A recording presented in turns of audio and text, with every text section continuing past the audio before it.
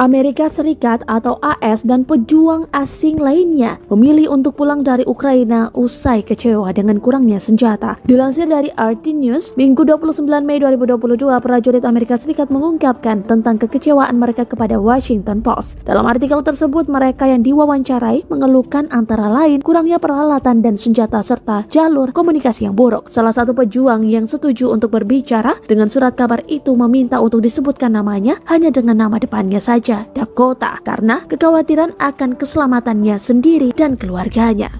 Seorang veteran Korps Marinir Amerika Serikat tiba di Ukraina hanya beberapa hari setelah Rusia meluncurkan operasi militernya pada bulan Februari. Dia dan beberapa pejuang asing lainnya dilaporkan ditugaskan membantu dan melatih pasukan Ukraina dalam penggunaan rudal anti-tank Javelin buatan Amerika Serikat. Pada awal Maret, unit Ukraina Dakota dikerahkan ke kota yang tidak disebutkan namanya di barat laut Kiev, di mana mereka mendapatkan serangan berat Rusia. Veteran Korps Marinir itu mengingat bahwa sementara timnya telah diberi Javelin dan senjata anti-tank lainnya, mereka tidak memiliki baterai untuk unit peluncuran yang secara efektif membuat rudal tidak dapat digunakan. Setelah 2 malam di bawah pengeboman artileri berat Rusia, 8 dari 20 pejuang asing dari unit Dakota meninggalkan posisi mereka. Jelasnya, dia mengklaim bahwa sesama veteran marinir Amerika Serikat telah mencoba mematahkan senapan mesinnya dengan batu. Warga negara Amerika Serikat itu akhirnya kembali ke rumah setelah dia didiagnosis dengan cedera otak yang seperti yang dia katakan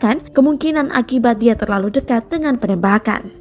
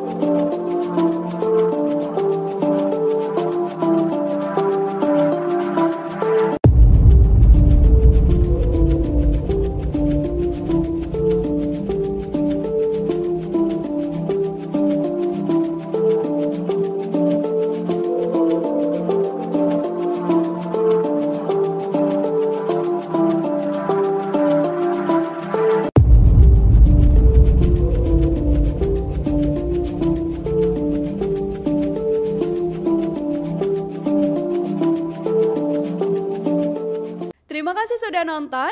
Jangan lupa like, subscribe, dan share ya.